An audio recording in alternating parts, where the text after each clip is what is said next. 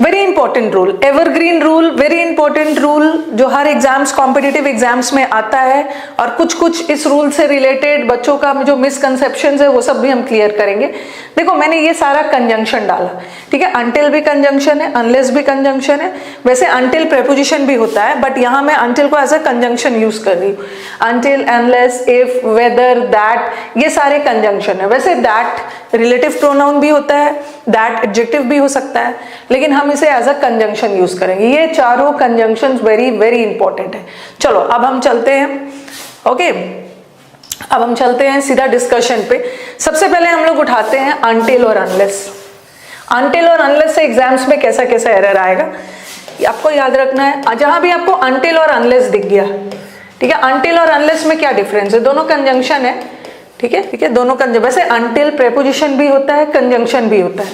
ये देखो until preposition का भी काम करता है। मैंने आपको, नेक्स्ट स्लाइड लेती हूँ, मैंने आपको बोला था कि सबसे पहले वर्ड के रूट पे जाना है, ठीक है, किसी भी चीज के रूट पे जाओ पहले। अनटिल और अनलेस करते हैं, अनटिल और अनलेस के रूट पे जाना है। ये जो अनटिल है ये कंजंक्शन का भी काम कर जाता है और ये अनटिल प्रेपोजिशन का भी काम करता है, ठीक है, कंजंक्शन और प्रेपोजिशन दोनों है। बट ये जो अनलेस है ये हमेशा कंजंक्शन होता है, ठीक है, this is always and always conjunction. एक छोटा सा सेंटेंस लिख के आपको बताती हूँ। I will wait until Monday, ये लिखा मैंने, एंड नेक्स्ट में लिखा I will wait until he comes. अब दोनों सेंटेंस देखो और मुझे बताओ कि दोनों सेंटेंस में डिफरेंस क्या है। दोनों सेंटेंस में डिफरेंस क्या है? आई विल वेट, क्योंकि जब भी आप कुछ पढ़ रहे हो तो आधा अधूरा नहीं पढ़ना है। कोई भी कॉन्सेप्ट को पढ़ना है, पूरे डिटेल में पढ़ना है, उससे क्या क्या एरर आ सकता है आप वो भी पढ़ना है, एग्जाम में आएगा, आप क्या क्या गलती कर सकते हो वो भी देखना है। I will wait until Monday, मैं मंडे तक वेट करूंगा, और I will wait until he comes, मैं तब तक वेट करूंगा जब तक वो आ ना जाए। हाँ, शेयर करते जाइएगा वीडियोस को, सेशंस को।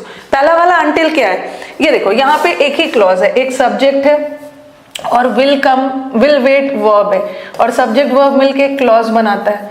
यहाँ पे तो एक क्लॉज है बट यहाँ पे दो क्लॉज है। आई विल वेट सब्जेक्ट है, सब्जेक्ट वर्ब मिलके क्या बनाता है, क्लॉज। क्लॉज किसको बोलते हैं, ठीक है, उपवाक्य, वाक्य के छोटे हिस्से को ही उपवाक्य बोलते हैं। ये तो पूरा एक सेंटेंस है और इस सेंटेंस में दो क्लॉज है, यहाँ एक सब्जेक्ट है, यहाँ एक वर्ब है, ये एक क्लॉज हो गया। और इन दोनों क्लॉज को जोड़ने का काम कौन कर रहा है, until. So until over here is a conjunction, but यहाँ अनटिल कोई दो क्लॉज को जोड़ नहीं रहा है, तो यहाँ का अनटिल प्रेपोजिशन, यहाँ का अनटिल प्रेपोजिशन है। Yes, until can act as a preposition also, until can act as a conjunction also. But ये जो अनलेस है ना, ये हमेशा और हमेशा कंजंक्शन का काम करेगा, ये प्रेपोजिशन कभी नहीं होगा। देखो unless he works, unless he works he will not succeed, जब तक वो मेहनत नहीं करेगा तब तक वो सफल नहीं होगा। तो यहाँ भी दो क्लॉज है, सब्जेक्ट और वर्ब मिलके एक क्लॉज बना रहा है, सब्जेक्ट और वर्ब मिलके एक क्लॉज बना रहा है, और दोनों क्लॉज को जोड़ रहा है अनलेस। तो अनलेस सिर्फ और सिर्फ कंजंक्शन है और अनटिल कंजंक्शन और प्रेपोजिशन दोनों है। ओके, चलो अब आगे बढ़ते हैं। हाँ, आगे बढ़ते हैं, और इससे रिलेटेड क्या क्या एरर्स आ सकते हैं, इसको मैं हटा रही हूँ, नेक्स्ट हटा रही हूँ। दूसरा, अब इससे एरर्स क्या क्या आने वाला है, ठीक है, एरर क्या क्या आने वाला है इससे। सबसे पहले कि अनटिल टाइम बताता है। अनटिल हम किस लिए यूज करते हैं, अनटिल टाइम बताने के लिए, और अनलेस किस लिए यूज करते हैं, कंडीशन बताने के लिए, ठीक है। अनटिल से टाइम बताया जाता है, अनलेस से कंडीशन बताया जाता है, चलो ये तो ठीक है। और ये जो इफ किस लिए यूज करते हैं, why do we use if, हम इफ दो चीज के लिए यूज करते हैं, ठीक है। एक इफ कंडीशन भी बताता है और एक इफ हम डाउट, जब भी कोई चीज के लिए आपको डाउट हो, किसी चीज में अनसर्टेन हो, उसके लिए भी हम यूज करते हैं, अनसर्टेनिटी के लिए भी इफ का यूज कर सकते हैं। ये देखो, if he comes I will go. पहले तो ये सब वर्ड का पहले मैं रूट आपको बता दूं कि ये क्या क्या बताता है, उसके बाद हम फिर एरर्स करेंगे। If he comes I will go. चलो बताओ यहाँ का इफ क्या बता रहा है। वैसे तो इफ कंजंक्शन है, सब्जेक्ट है और वर्ब है, सब्जेक्ट वर्ब को जोड़ रहा है क्लॉज, यहाँ भी सब्जेक्ट है वर्ब है, तो दो को जोड़ रहा है तो क्लॉज है। अब बताओ कि यहाँ का इफ क्या बता रहा है, क्या बता रहा है यहाँ का इफ, जल्दी से बताइए, यहाँ का इफ क्या बता रहा है। पहला वाला इफ क्या बता रहा है, पहला वाला इफ, ये वाला इफ कंडीशन बता रहा है, ठीक है, यहाँ का इफ कंडीशन बता रहा है, ठीक है। If he comes I will go means I will go on the condition that he comes, मैं तभी जाऊंगा जब वो आएगा। और फिर मैंने लिखा I don't know if he will come, यहां का इफ क्या बता रहा है? I don't know if he will come, यहाँ का इफ क्या बता रहा है? डाउट बता रहा है। I don't know if he will come, मुझे नहीं पता है कि आएगा कि नहीं आएगा, तो यहाँ का इफ डाउट बता रहा है। तो इफ दो चीज बता सकता है, कंडीशन भी बता सकता है, डाउट भी बता सकता है। अब मैं बताऊंगी मैं ये क्यों बता रही हूँ, क्योंकि बच्चों ने रट रखा है कि मैम हमने तो पढ़ा है कि इफ के साथ विल का यूज नहीं होता है, बट आपने तो यहाँ विल का यूज, इफ के साथ विल का यूज किया है, और हमने तो पढ़ा है कि इफ के साथ विल का यूज नहीं होता है। ठीक है, इफ के साथ विल का यूज नहीं होता है, फ्यूचर का यूज नहीं होता है, कब? जब सेंटेंस में इफ कंडीशन बताए। बट अगर सेंटेंस में इफ डाउट बता रहा है तो वहां विल का यूज हो सकता है। एक तो ये वाला चीज आपको ध्यान रखना है, क्योंकि आपने ब्लैंकली लर्न कर लिया है, ब्लैंक के दिमाग में बैठा लिया है कि इफ के साथ विल का यूज नहीं होगा। नहीं होता है, इफ के साथ विल का यूज नहीं होगा। ये देखो सेंटेंस, ये मैंने लिखा इफ ही विल कम, यहां से एक एरर बनता है, if he will come I will go, यहाँ कॉमा डाला है मैंने, कॉमा डाला, ये वाला विल सही है। और आपने पढ़ा है कि इफ तो कंडीशनल है और कंडीशनल के साथ विल का यूज नहीं होता, बिल्कुल नहीं होता है। क्या होगा? If he comes I will go, यहाँ इफ के साथ विल का यूज नहीं होगा। कब इफ के साथ विल का यूज नहीं होगा? जब सेंटेंस में इफ कंडीशन बता रहा है। बट अगर सेंटेंस में डाउट बता रहा है तो यूज होगा। देखो लिखा मैंने आई डोंट नो, यहाँ आप लोग का कंफ्यूजन है, I don't know if he will come, मुझे नहीं पता है कि वो आएगा कि नहीं आएगा, तो यहाँ का इफ कंडीशन नहीं बता रहा है, यहाँ का इफ डाउट बता रहा है। और जब इफ डाउट बताए तो उसके साथ विल का यूज होगा, जब इफ कंडीशन बताए तो उसके साथ विल का यूज मत करना। ठीक है, पहले मुझे बताओ, इज इट क्लियर? इतना दूर क्लियर है तो आगे बढ़ते हैं। Is it clear? एक बार कमेंट बॉक्स में बता दीजिए। यस क्लियर है, ये चीज याद रखना है। और दूसरा, और कहां से एरर आ सकता है आपका, बाद में हम क्वेश्चंस डील करेंगे, पहले देख लो। पहले तो देख लिया, टाइम बता रहा है, ये कंडीशन बता रहा है, और इफ कंडीशन भी बता सकता है, इफ डाउट भी बता सकता है। और एकदम ब्लैंकली रट नहीं लेना है कि इफ के साथ विल का यूज नहीं होगा। इफ के साथ विल का यूज कब नहीं होगा? जब वहां का इफ कंडीशन बताए। बट अगर सेंटेंस में इफ डाउट बताने के लिए है तो उसके साथ विल का यूज होगा, उसके साथ विल का यूज होगा। ठीक है, अब दूसरा वेदर। हम वेदर का यूज कब करते हैं? हम वेदर का यूज कब करते हैं? जब डाउट बताते हैं, डाउट। अब आप बोलोगे कि मैम इफ भी तो डाउट बताता है और वेदर भी तो डाउट बताता है, बट दोनों में डिफरेंस क्या है? ये भी डिफरेंस मैं बताऊंगी कि इफ भी डाउट बताता है, वेदर भी डाउट बताता है, तो डिफरेंस क्या है। फिर हम चलते हैं दैट। हम दैट किस चीज के लिए यूज करते हैं? जिस चीज के लिए आप श्योर हो। ठीक है, जिस चीज के लिए आप निश्चित हो उसके साथ दैट का यूज करते हैं। ठीक है, उसके साथ दैट का यूज करते हैं। ओके, अब आपका ये सब मैंने आपको क्लियर कर दिया कि ये सब किसके लिए, ये श्योरिटी के लिए। ठीक है, और वेदर किसके लिए? जब आप अनश्योर हो, डाउट में हो। और इफ किसके लिए? डाउट के लिए भी, और इफ कंडीशन के लिए भी, दोनों के लिए। और अनलेस किसके लिए? टाइम के लिए, अनलेस टाइम के लिए, सॉरी अनलेस कंडीशन के लिए। और अनटिल किसके लिए? अनटिल टाइम के लिए। एक और एरर बनेगा, एक और एरर, और क्या क्या हो सकता है कि मैम अनलेस भी तो कंडीशन बता रहा है और इफ भी तो डाउट के अलावा कंडीशन बता रहा है, बट दोनों में डिफरेंस क्या है।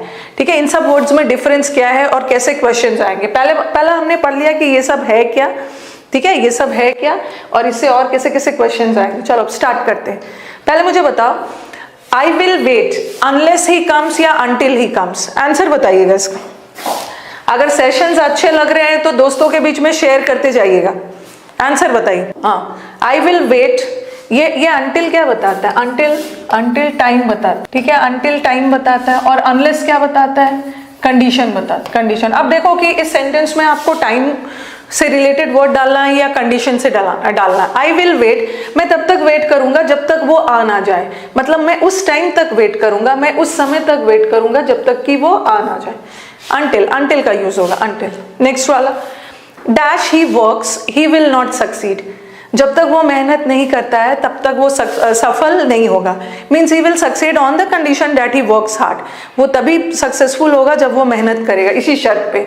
तो यहाँ तो कंडीशन बताया जा रहा है ना, टाइम नहीं बताया जा रहा। This is unless. यस, एक तो ये चीज हो गया। अब ध्यान से सुनोगे जहां से आपका एरर्स आने वाला है। ये कोई बहुत डिफिकल्ट एरर नहीं है, बस यहाँ पे ये तो सबको पता हो। जहाँ पे कंडीशन बताया जा रहा है वहां अनलेस लगा दो, और जहाँ पे टाइम बताया जा रहा है वहां से वहां पे until लगा दो। अब आपका एरर कहाँ से बनेगा, देखो कहाँ से एरर बनता है। अब आप बोलोगे कि मैम इफ भी तो कंडीशन बताता है, वैसे इफ डाउट भी बताता है, इफ भी तो कंडीशन बताता है और अनलेस भी तो कंडीशन बताता है, बट दोनों में डिफरेंस क्या है, दोनों में डिफरेंस क्या है, चलिए बताइए कमेंट बॉक्स में बताइए। इफ भी तो कंडीशन बताता है, अनलेस भी कंडीशन बताता है, बट दोनों में डिफरेंस क्या है, क्या डिफरेंस है? अगर मैं थोड़ा सा मैथ्स के लैंग्वेज में लिखूं ना, तो if plus not is equal to unless. इसका मतलब क्या है कि अनलेस के साथ नॉट वर्ड का यूज नहीं होता है, बट इफ के साथ नॉट वर्ड का यूज, इफ प्लस नॉट वही मीनिंग देता है जो अकेला अनलेस देता है। अनलेस अपने आप में नेगेटिव वर्ड है, उसके साथ नॉट का यूज मत करना। फिर कुछ बच्चों के दिमाग में आएगा, ये देखो, unless you work you will not succeed.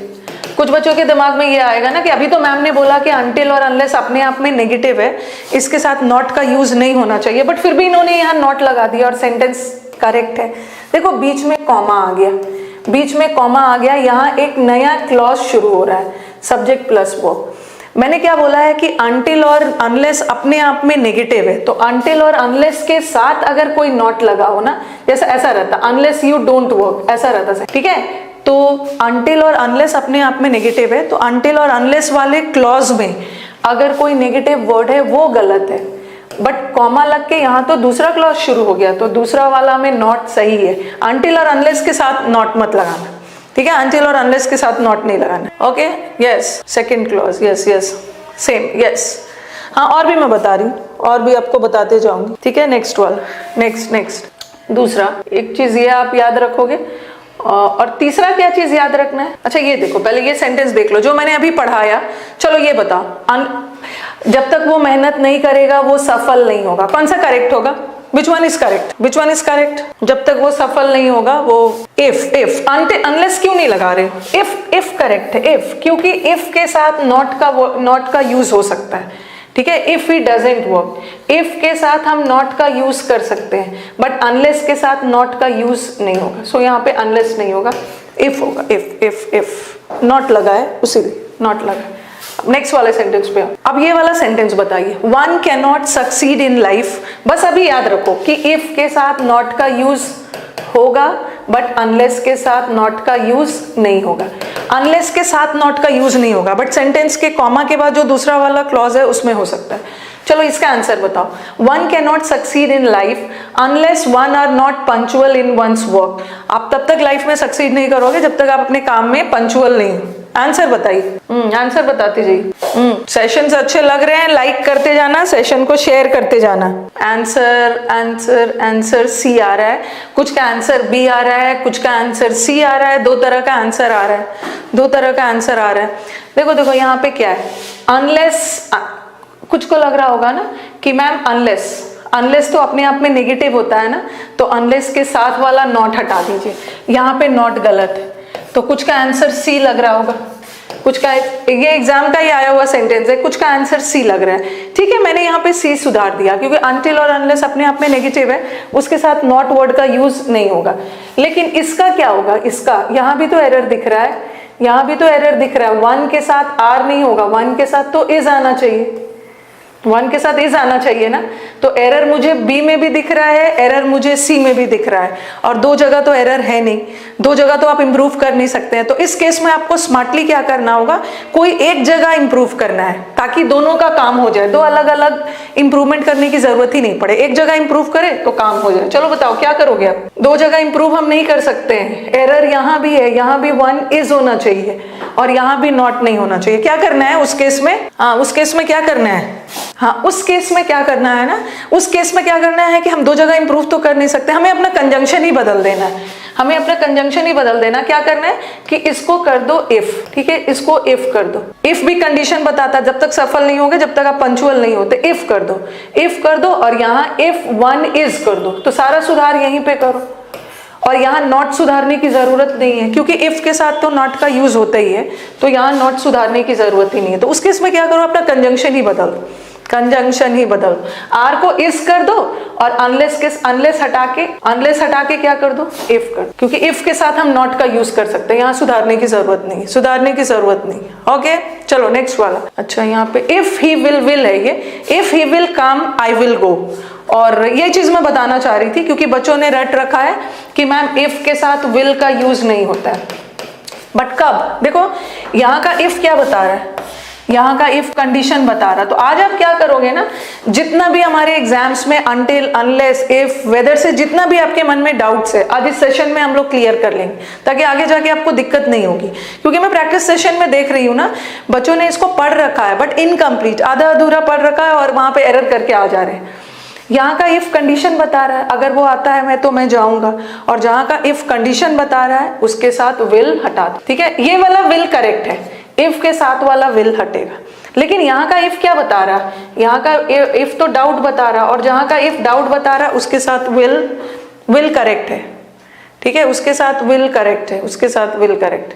ठीक है, एक तो ये बात हो गई। अब नेक्स्ट वाला, हाँ अब मुझे इसमें से आप मुझे सारा बताओ। एक चीज देखो, इफ तो कंडीशन बताता ही है, इफ डाउट भी बताता है और वेदर भी डाउट बताता। पहला सेंटेंस में मुझे बताओगे कि पहला सेंटेंस करेक्ट है या इनकरेक्ट है। पहला सेंटेंस जल्दी से बताओ, पहला वाला सेंटेंस करेक्ट है या इनकरेक्ट है। इसमें मतलब कौन सा होगा, इफ होगा या वेदर होगा, इफ होगा या वेदर होगा। आई डोंट नो मतलब मुझे पता नहीं है कि वो आएगा कि नहीं आए।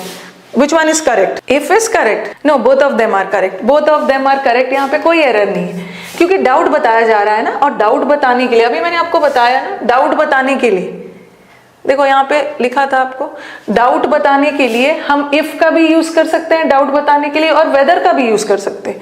देखो इफ भी डाउट बताता है और वेदर भी डाउट बताता है, दोनों करेक्ट है, both of them are correct, दोनों करेक्ट है, दोनों का यूज कर सकते हैं, दोनों डाउट ही बताता है। लेकिन सेकेंड सेंटेंस में देखो, अगर सेंटेंस यहां तक था तो दोनों करेक्ट है, बट आगे जाके और नॉट लगा है। I don't know if he will come और नॉट, और वेदर ही विल कम और नॉट, आगे जाके और नॉट लग गया है ना, और इफ के साथ कभी भी यहाँ भी डाउट ही बताया जा रहा है, और इफ भी डाउट बताता है, वेदर भी डाउट बताया जाता है, बट यहाँ पे और लगा है, और इफ के साथ कभी भी और का यूज नहीं होता है। तो आप क्या यूज करोगे, वेदर वेदर वेदर। ये आपको हेल्प करेगा, ये आपको हेल्प करेगा नरेशन में भी। नरेशन में आप इंटरोगेटिव सेंटेंस का बनाते हो ना, डायरेक्ट इनडायरेक्ट, तो डाउट बताने के लिए इफ का भी WH फैमिली में इफ भी यूज कर सकते हैं, वेदर भी यूज कर सकते हैं, बट देख लेना आगे जाके और नॉट लगा है तो वेदर का यूज करो। ओके, अब नेक्स्ट वाला सेंटेंस बताइए, नेक्स्ट वाला सेंटेंस। अरे ये वाला वेदर थोड़ी है, ये मौसम वाला वेदर थोड़ी यूज करना है, माय गॉड ये तो बहुत कंफ्यूजन है बच्चों का। ये वाला वेदर इज मौसम, the weather of the city, ये वेदर का मतलब मौसम है, ये वेदर नाउन है, बट मैं ये वेदर की बात कर रही हूं जो कि एक कंजंक्शन है। चलो, I have few doubts that whether he will come.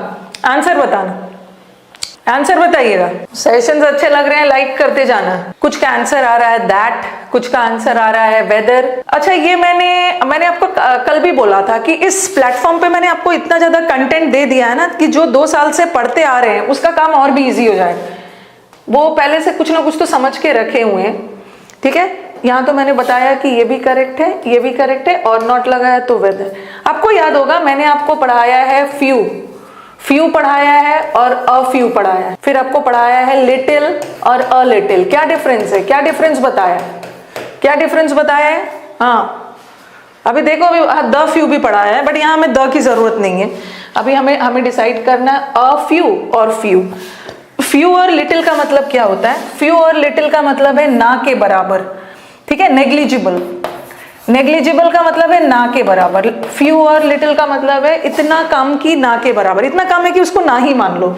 ठीक है, तो ये नो, ना के बराबर। और अ लग गया, अ फ्यू और अ लिटिल का मतलब होता है एटलीस्ट कुछ, एटलीस्ट समथिंग। ठीक है, फ्यू और लिटिल का मतलब है ना के बराबर, और अ फ्यू स्टूडेंट्स मतलब ना के बराबर स्टूडेंट्स, और अ फ्यू स्टूडेंट्स मतलब एटलीस्ट कुछ तो प्रेजेंट थे। अब आप क्या देखोगे ना, यहाँ पे डाउट देखोगे, डाउट वर्ड आ जाएगा, और आप बोलोगे कि मैम ने तो बताया है कि डाउट के लिए वेदर का यूज होगा।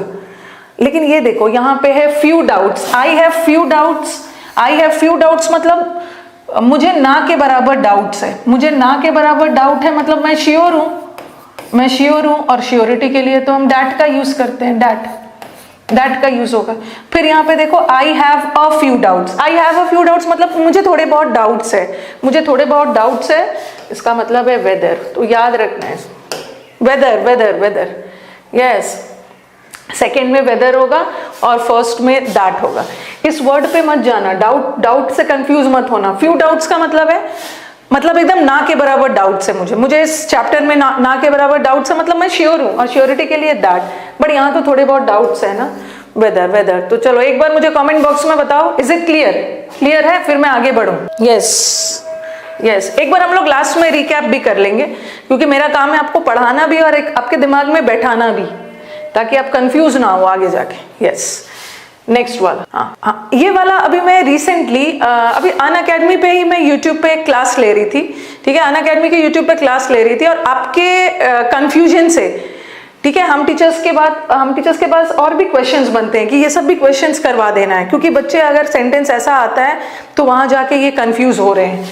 ओके बच्चों ने मैंने ये वाला सेंटेंस ऐसे ही कुछ था, आई डोंट नो। अब मुझे बताओ कि नीचे वाला सेंटेंस में क्या एरर है, नीचे सेकंड वाले सेंटेंस को डिस्कस करते हैं, अभी फर्स्ट वाले को छोड़ो, सेकंड वाला बताओ।